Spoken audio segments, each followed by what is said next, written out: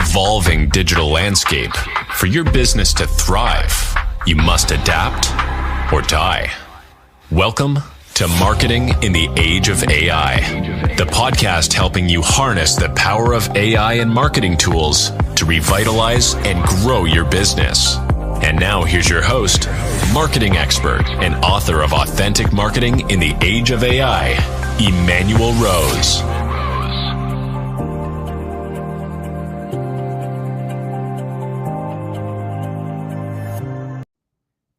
Well, thanks for joining me for Marketing in the Age of AI.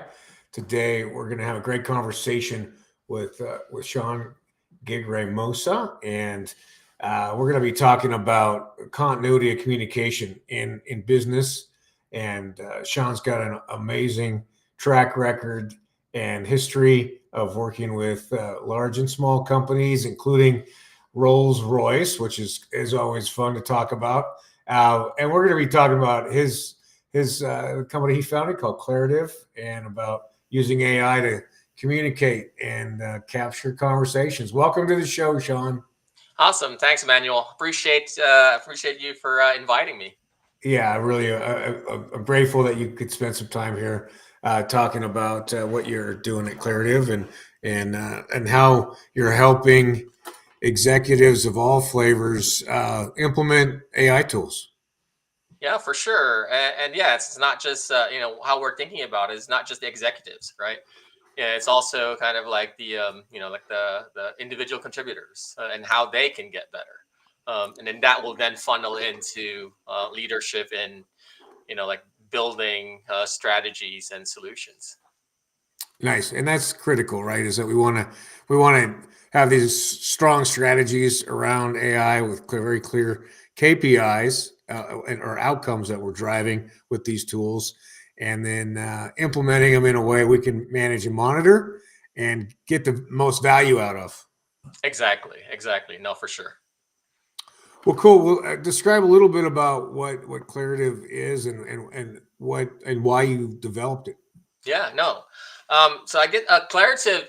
I call it a conversational intelligence platform. And why we started it is, I guess let me backtrack a little bit. So my background is in product management. You mentioned, I used to work for Rolls-Royce. I used to work for startups and big companies as in product development and product management.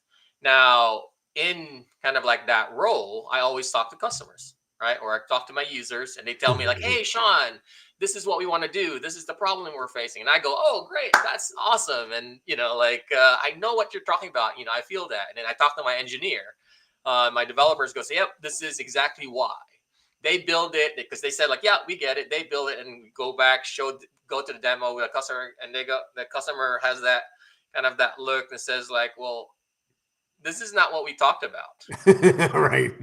Not even close sometimes. Not even close. Or you got one part of that conversation, but what's actually really important, and that's the one that we really need. Yeah. And that was the kind of like the trigger, right, on why we built Clarative. It's, as you mentioned, continuity of conversations, is that there's so much information in our day-to-day conversations with clients, with customers, with our team, and a lot of it is being lost. And so what we do is that we make it so that the person can focus on building that relationship and truly trying to understand. And we worry about aggregating and synthesizing and documenting all of that data. So teams, be it sales teams, be it marketing teams, be it product development, can really pinpoint and action out and build solutions that resonate with your clients and customers. Love it. Yeah. And so help me understand, because we're familiar with a lot of these Fireflies and Otter AI and those sorts of plugins that are, that we're using to capture meetings. What's the value prop that you're looking at with Clarative compared to something like that that's readily available? No, for sure.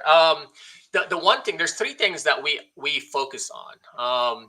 One, the first is, like with Otter, Fireflies, Fathom, I think Gong as well. right? Yeah. There's usually a bot that joins your call, and a lot of times that bot joins your call before the person that you actually invited Yeah. actually joined the call. They're like, it's very disarming on here. So what we do is like we Great. know that like communication tools like Zoom, like Google, like Teams are already being used. They have our recording functionality. So what we do is just integrate to these different tools and kind of like analyze the output, right? So analyze two and I guess this is one of the kind of like clear things. Otter and all of these like they summarize. They do a great job of summarizing the call. Like, okay, this is what happened in the call, right? Yep. But our thinking is, okay, now what? So what we're really trying to answer with Claritive is the now what am I supposed to do? Now how am I supposed to get better? Now from a sales perspective, now how am I supposed to close this deal? Or from a marketing perspective, now what is really relevant to I can actually craft a better messaging, right? And so that's Yeah. what we're trying to do is like not just the summary, but really provide some actionable suggestions or recommendations on what to do to move forward. And finally, it's all about the synthesis and aggregation. So we know that you're not just having one conversation, you're having like 10, 20, hundreds of conversations with one customer, with multiple customers, right? Yeah. And a lot of times those topics kind of like intermingle or flow. So what we Sure. so we have a model that understand based out of context how they all relate and aggregate and synthesize that together. So again, just going back to marketing, Yep. let's say you have your sales team talking to like all your customers. Then what we can then do is aggregate those topics and synthesize those topics. This specific thing that we talked about here, this was discussed in several different conversations. These are the Nice. insights that was generated, and this, so that like when you're kind of like trying to build a plan, it's not hearsay, right? You have the data to be able to actually action it. Yeah, and so much of that, right, is especially in marketing, is sometimes we get distracted by what our own personal opinions are about a certain item or option, and that thread that you're talking about through multiple conversations sounds like a very powerful addition to conversations internally. Exactly. Yeah, that's Yeah. awesome. And that was kind of like one of the things that we learned early on is, and then I was guilty about this myself too, is that as product people, as engineers, as salespeople, as marketers, we're so in love with our own solution that we don't really understand the tactics, right? Yeah. So this is where, like we try to take that out, and really we can then focus. So this is the other thing that we do is we don't just analyze the conversation as a whole. We can actually focus on who's speaking. Oh, nice. So insights from that, the lens of the prospect, of your user, of your customer, of your team. So you're not like, okay, well, am I really the one that said that, or is my customer actually the one that's saying that? Right. And Yeah. for us, that's very important. Well, and I would imagine too, you have the ability then to also start to build ICPs from those conversations too, right? Or refine your ideal client profiles, and that helps to trigger new creative on the marketing side. Exactly, and that's where it becomes really interesting, right? Because like all of that rich data from conversations gets analyzed, you start seeing trends, and you start seeing trends in terms of, okay, well, in this type of industry or user, this is what they're talking about, and like we automate tagging and we create labels on conversations too, so you can easily keep track of like what's relevant to your market. And that's why I think this is very interesting, is because like as these things is automatically documented, you can really see like what's the market over time, right? And it's not like a really lagging indicator. Well, like a month later, I was like, okay, things are changing. If you're having these conversations, you'll start seeing, like right away. It's like, okay, well, there's new things, and this thing is slowly trying to creep up in my priority list from a leadership level. Maybe that's something that we need to start working on. Right, because it's very tough to for a sales manager, for instance, to sit in or listen in on every sales conversation that each of their reps have each week, right? Exactly. And then we actually did a case study where, like on average, they just do sampling, right? So meaning like, let's say you have 10 salespeople and they each have 10 calls per day. The random, like at least in the industry that we're looking at, like the manager can look at and maybe review 2 calls per salesperson per week. Yeah. If they're having 10 calls or 10 or 20 calls, that's, like maybe 5%. Yeah. It And becomes all insignificant. Of that Yeah. No. So are there certain industries that you're finding you're having an easier time getting adoption in, or what's that like for you right now? So for us, like the one industry that I think we're getting more that's resonating with our tool is in I would say BPO. So business process, like call centers, for example, right? Like because like within these industries, they really they record the conversations and they really want to learn and how they can get better and better and better, how they can prevent things, how they can make their agents kind of close more. And the other one is really in technical sales and in a lot of these B2B tech companies where the conversations is not one off, right? It's not like you're selling like a one product. You go on a call and say like, hey, buy it, and then they go, I buy it right there. It's you get a discovery call, and then you maybe you call a subject matter expert, and then you have a call with the budget owner,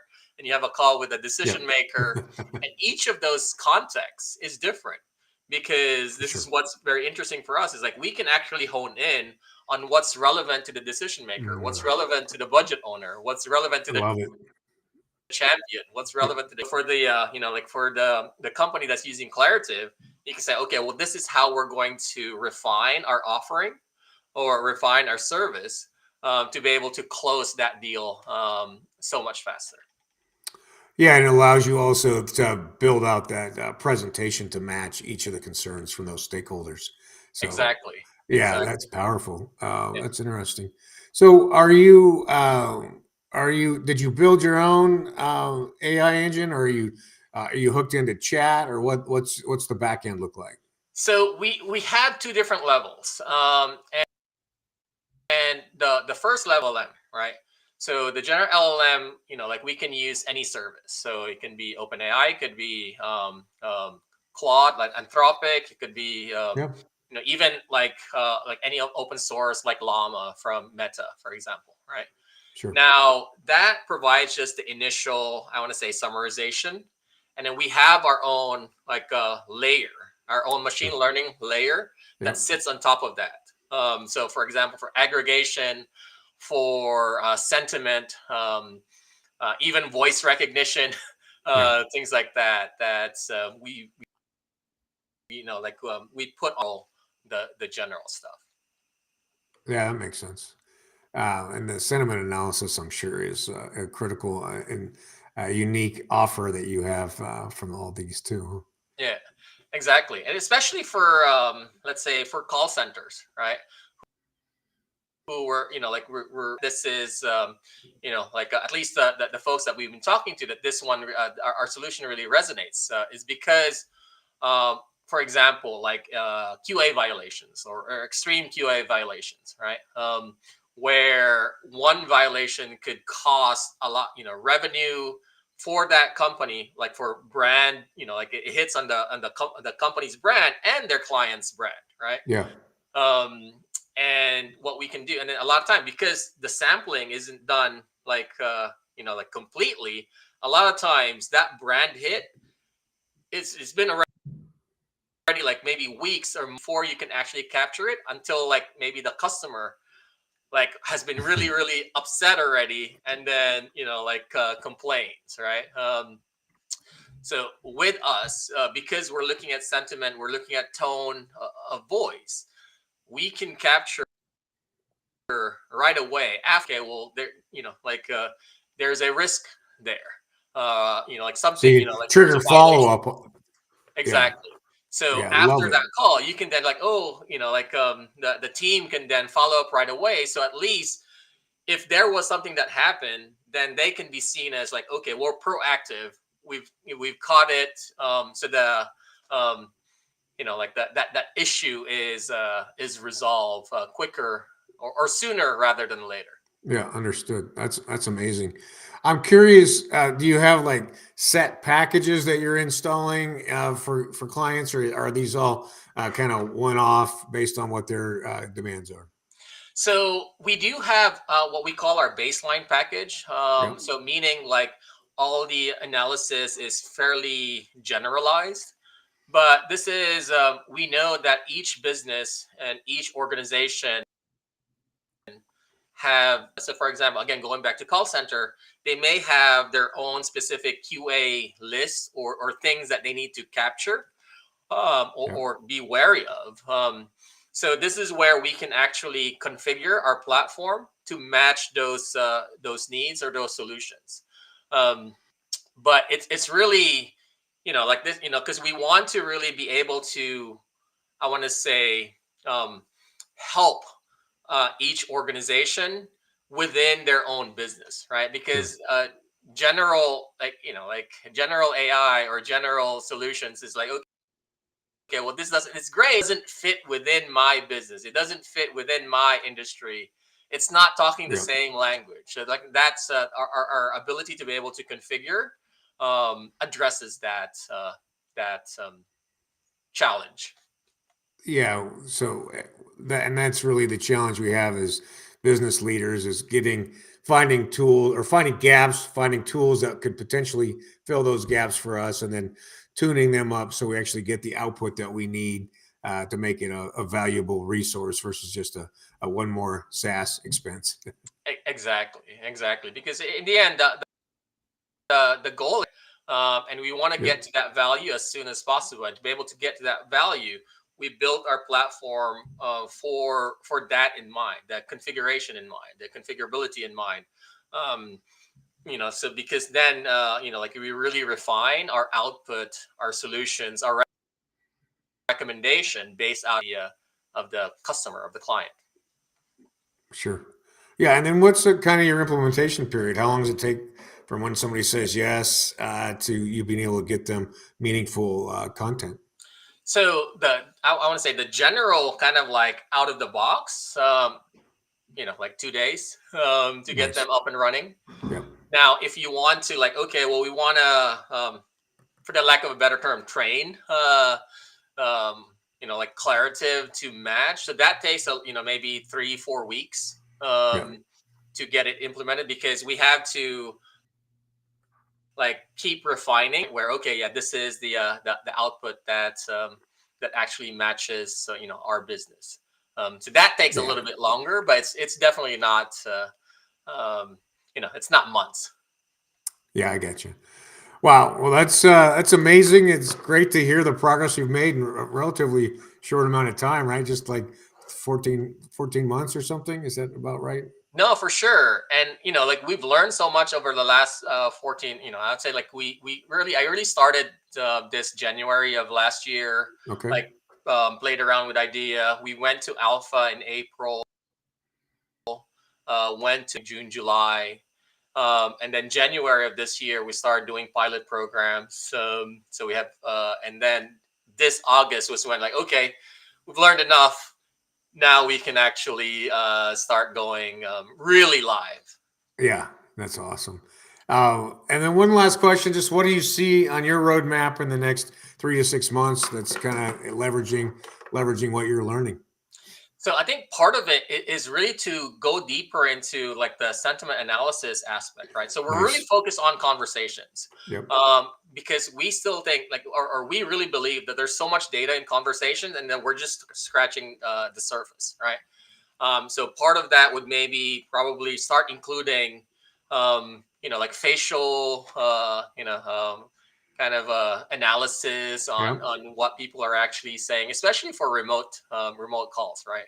Yeah. And I think because it's so hard to in a kind of like in a remote Zoom call, that you may Right. not necessarily that you get that feeling in a like one live person to person, right?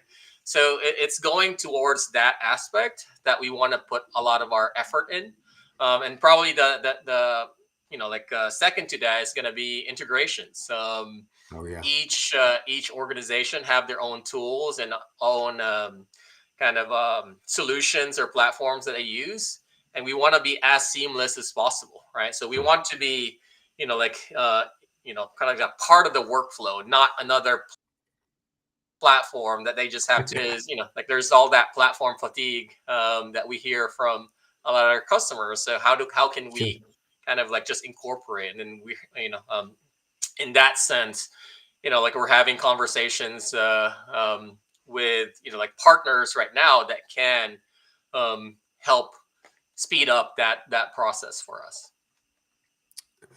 Well, that's exciting.